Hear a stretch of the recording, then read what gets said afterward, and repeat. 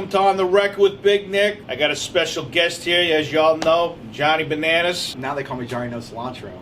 All right, excuse me, Johnny No Cilantro. That's all the right? new name. That's the new name. See, he just told me that. That's the first time I think I've confirmed his new name. This is as of 45 minutes ago. So. Okay, so I wouldn't have known. Make sure you put your notifications on, like and subscribe. Make sure you put in the comments about what you want us to talk about on the record. We got plenty of guests. Johnny will always be around. We got Dante. We got the whole crew. We're gonna just keep on going with different people. Are gonna come in with different topics, and we're gonna shoot the shit. Today we're gonna be talking about arbitration with players, service time. Should it be cut down a little bit? Should it stay the same? What are the benefits for the owners, the players, so on and so forth? The conversation has been kind of, again, in the news this week with what happened with the Seattle Mariners CEO and president.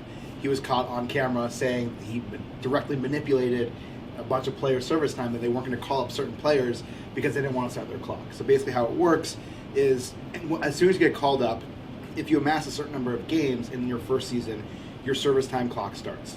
The threshold is like 140-ish, I think, if I know off the top of my head. So what happens a lot of the time, teams will keep their players down in the minors for the first month and a half of the season so that they can stretch out their service time for an extra year. So one of the biggest examples of this was Chris Bryant in 2015, when he was like for sure ready to come up at the beginning of the year. He was killing in spring training, and the Cubs sent him down to start the season because his defense wasn't ready. You only have so much time to play. And if you're there and you have the privilege and the honor to play baseball and you get to the show, you could slide into second base and break your leg, and that's it. I mean, look at Pedroia. If Pedroia was 10 years younger, how many millions of dollars would you have lost? You look at a guy, Dustin Fowler, his major league debut, ran into the outfield wall, completely shattered his leg, never came back up again. You never know when your career might end. Right. Any given day, Tony C, prime example. Tony C. Tony C. You never know when your career might end. So you're seeing this more unified front from the players to kind of come in and renegotiate the system. But the problem is that how do you fix the system? That's one way of doing it, is the 4 years. And then you get to free agency, let's say, instead of at age 28, 29, you're getting there at 26, 27. It's a huge difference. It's a huge difference for a player. Look at Bryce Harper. He signed as a free agent with the Phillies at 26. Yep. I mean, Trout could have signed as a free agent if he did sign at 27. Yeah. I mean, there's a huge difference between 26, 27, and 29, 30. Those 4 years are everything. Your prime is between 26 and 30. That's your prime. I mean, I'm not saying you're not going to be good at 30, 31. Not what I'm saying. Your best is right there. But I kind of like how hockey does it as a year, so that at age 26, you're automatically going to get paid if you're good enough. I mean, to me, again, I'm not an owner of a team, but to me, unfortunately, I understand why they do it. Is it wrong? I think it's wrong. If a guy's ready, he's ready. Yeah. Like, he deserves to be there. And not only that, but if you're trying to win baseball games, you got to put the best guys on the field. It's kind of like the high school coach that only plays the seniors and won't play the freshman. If the freshman's better than the senior, the fucking freshman plays. Fuck the senior. It's whoever's better. And if you're, you know what I mean? And if you're a fan of the team, you want to see the best players play. So, like, one example is Evan White for the Mariners' first base prospect. He signed a 6-year, $24 million contract before he got called up. But if he plays at all-star level, or if he plays, it's a bargain. That's what they offered to Clinic. They said, here's a deal. He said no. Then the CEO said, well, now we're not going to call you up. He was being punished for not taking the team-friendly deal because he wanted to bet on himself. There's some guys it's worked out and some other guys it hasn't. I mean, that's just the nature of business. Yeah. So, I mean, to me, if you don't want to sign the deal, it means your call. I mean, it takes two to make a deal. Exactly. If you take care of your players, you show loyalty to your players. And again, I know this is not how it works. I'm saying that if Big Nick was running a team, all right? I'm not saying that you fully give in. I'm not saying that. But what I'm saying is that if you can work in the middle, shit goes a long way if you can work in the middle. You have to work together. You can't just be like, oh, this is going to be my way or the highway. You got to come in. You got to find a balance, but you have to, even if you pay a little bit more than you want to, it might work for you on the back end. And be like, wow. So, for example, let's just say Tatis didn't sign his extension, okay? Say he went through his arbitration process. Say that the Padres said to him, you know what, we're not ready to give you a big enough contract yet. You've only played 100-something games. We're just going to see how it comes out. Here's what we have this much faith in you. We'll give you maybe a 3-4 year deal. So instead of you making $500,000, $1 million, $10 million. 4 years, $100 million.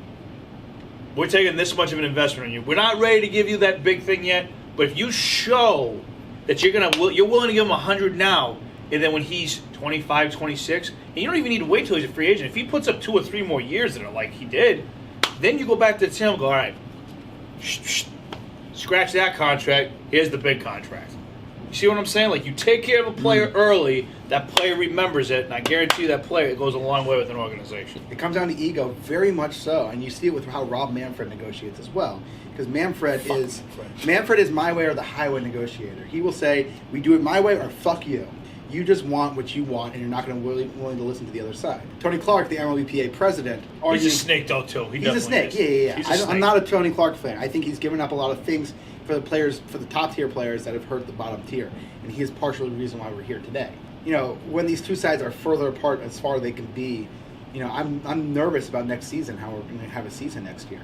The Padres immediately sold more season tickets than they ever had as soon as they signed Tatis. It's in the owner's best interest to not be adversarial with the players, but unfortunately, owners are short-sighted and looking for the smallest gains they can make. So cut salary, manipulate service times, be able to pay people early, you know, all that stuff. And the thing that I don't understand, and again, I don't have billions of dollars because I wouldn't be standing here. If I'm an owner and I got all this fucking money, like, you can't take it with you when you're dead. You can't sit there and go, you're trying to win it every year. Yeah. There's a huge difference between trying to win every year and actually winning every year.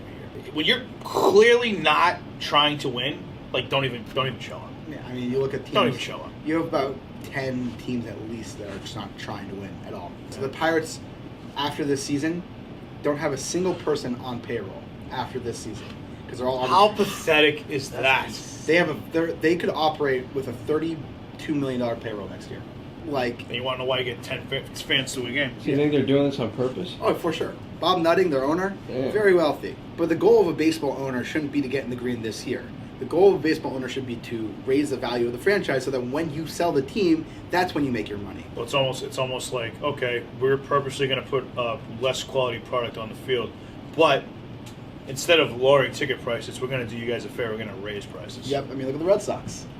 Don't even get me going. Don't even get me going with the fucking Red Sox, please.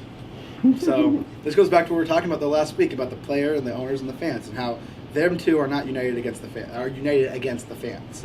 You know, what's best for the owners and what's best for the players in terms of them making their bag oftentimes comes at the harm of the fans. I think in terms of fandom, I think you'll stick at that 8% range of baseball fans, where it's like 8% of people in the United States are baseball fans or something like that.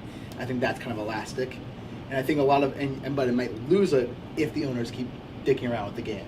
Johnny, thank you for being on the show. Thank you for having me. I enjoyed talking about stuff. We hope you enjoy this episode with Big Nick and Johnny. Like and subscribe. Turn your notifications on so that you get the videos as soon as they become available. Put in some more comments about what you want us to talk about, because we can talk about pretty much anything. Just we don't talk about politics or religion. Besides that, we'll talk about it. That's a wrap.